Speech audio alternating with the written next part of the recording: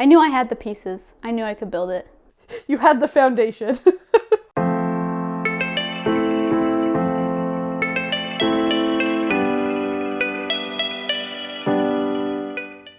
What's up? It's Kat and Deb from Two Market Girls. Welcome back to another vegan recipe, and not just one recipe. We got 2 recipes for you today because we're doing a challenge video. Yeah, and I mean, they've kind of stopped being challenges. It's more of, let's just both of us make a recipe.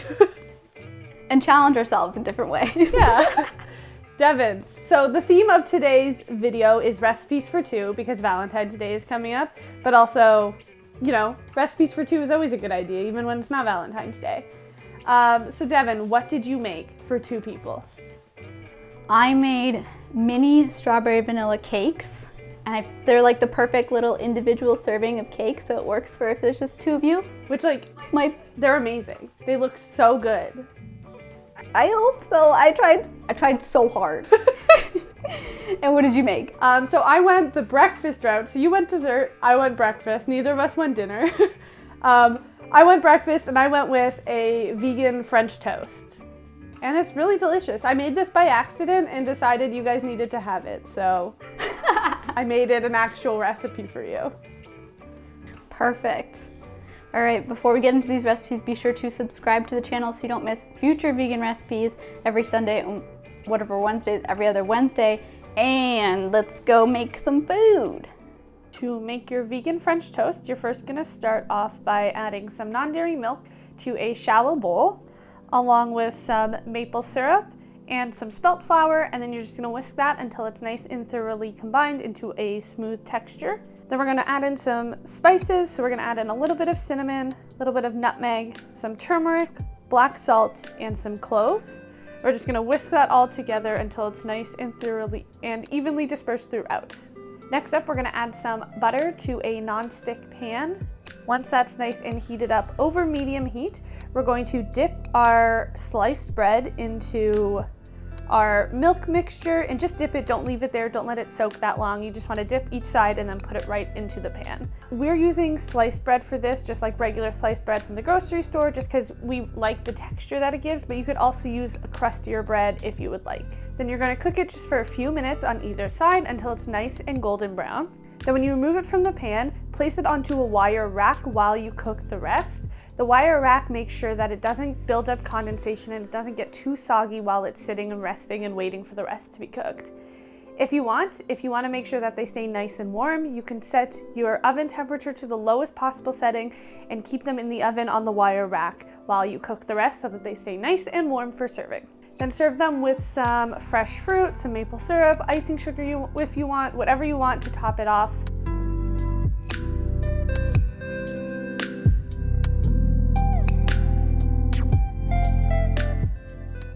To make the mini strawberry vanilla cakes, you're going to start by preheating your oven to 350 degrees Fahrenheit. Then you're going to grease and line a small baking sheet.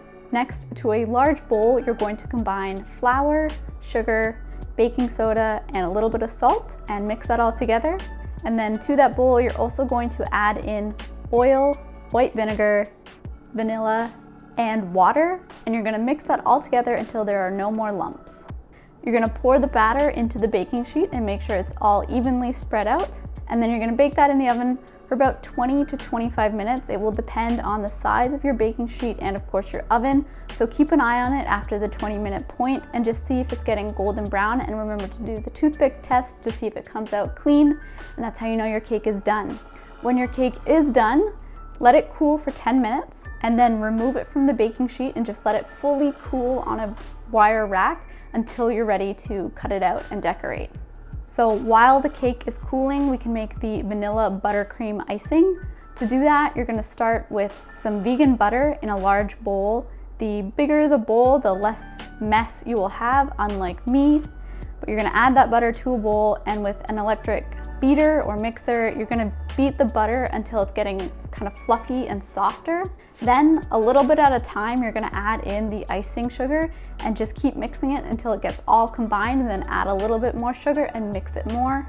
Once all of the icing sugar is mixed in, you're going to add in some vanilla extract and mix that in as well. And once it's all well combined and smooth, your icing is ready to go.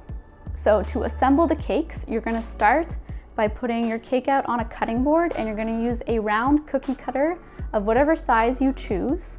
And you're gonna cut out 3 rounds of cake, because we're gonna have 3 layers to our cakes. You can keep whatever extra cake you have and turn it into little truffles, or just eat it while you're baking like I do. Then to 4 of those rounds, you're going to add some seedless strawberry jam. And on top of that, you're gonna add some of the vanilla icing. Now this part doesn't have to be perfect because it's not gonna show. If you want the icing layer to show around the edges, you can bring it closer to the edge, but this is really just so the layers have a little bit of icing and jam in each bite. So then finally, you're going to ice your top 2 rounds, the pieces that are gonna go on top. And for those, you're gonna ice the entire thing with the icing, making sure to get it all the way to the edges and try to make it look as pretty as possible, but we can cover up any mistakes you have. Then you're just going to stack the cakes on top of each other, leaving the vanilla only one on top, of course, and the other ones to the 3rd and 2nd layer. To finish it, I heated up some of the strawberry jam so it was a little bit runnier, and I poured it over the top of the cake just so it had a little bit of a strawberry drizzle coming over. And then I topped it with some freshly cut strawberries.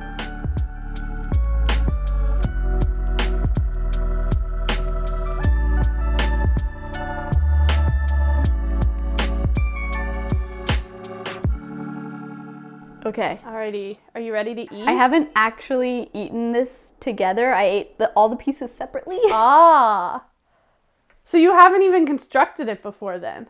Like until today? No. Dang, that's a risky move. I know. I knew I had the pieces. I knew I could build it. You had the foundation. Oh, it looks so beautiful. It actually looks amazing. It looks very, very Valentine's Day. Yay! All right. Oh my god. Guys, this has been sitting in maple syrup for like an hour because photos, video, all that stuff. I think you should just do that. It's so good. It's like you marinated your French toast in maple syrup. Maple marinated French toast. I really like the sound of that, even though it's the most ridiculous thing.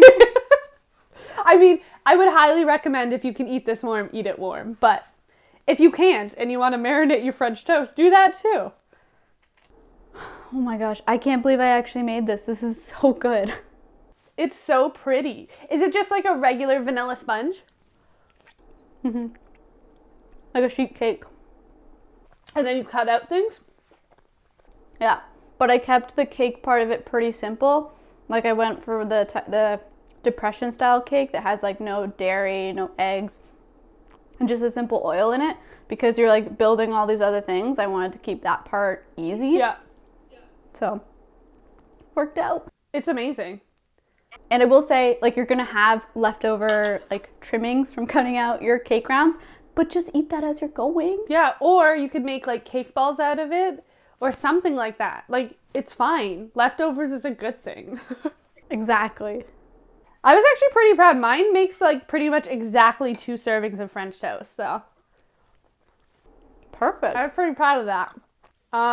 What should we talk about in the comments? I don't know. We could talk about like what's your go-to meal to make when you're doing a small, like just for 2 people or for just a couple people and you don't want leftovers. Like, what is your go-to thing to make?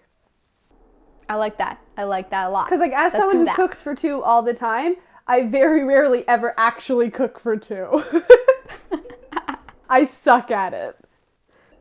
It is tough. It is tough. So if people have good recipes, definitely please share them. Yes. Okay, as usual, both these recipes will be linked in the description box below. There's also a link to our podcast. It's called Camera Eats First. It comes out every Monday, everywhere that you get podcasts. We talk about veganism, how we make our recipes, how we run our blog. We do some trending news topics. It's a fun time. Go give it a listen. There's also a link to our Patreon community. Our patrons are a lovely group of people who help support the work that we do. In exchange, we give them some bonus content.